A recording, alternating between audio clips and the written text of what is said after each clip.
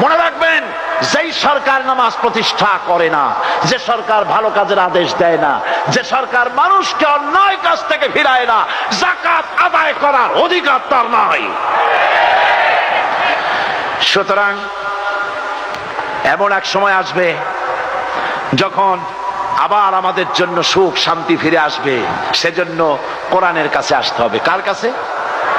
এই কোরআন হলো সেই কোরআন। আমার নবী বলেছেন, মান ক্বালা বিহি সাদাকা। এই পল্টন ময়দানে উপস্থিত লক্ষ লক্ষ জনতার উদ্দেশ্যে রাসূলের হাদিস শোনাই, প্রাণ খুলে কান খুলে শুনুন। আমার নবী বলেন, কোরআন দিয়ে যারা কথা বলে ওরাই সত্য কথা বলে। সুবহানাল্লাহ। আপনার নেতা বক্তৃতা করতে আসে, না আছে কোরআন, না আছে হাদিস, সব নিজেদের মন গড়া কথা, ঠিক কিনা? কোরআন দিয়ে যারা কথা বলে তারা সত্য কথা বলে, কোরআন দিয়ে যারা মানুষকে ডাকে ওরাই সঠিক পথের দিকে ডাকে। যেই ডাক শুরু হয় দুনিয়া থেকে, আর এর যাত্রা শেষ হয় জান্নাতুল ফেরদাউসে গিয়ে। আখরাজাহু তিরমিজি, তিরমিজি শরীফের হাদিস এটি।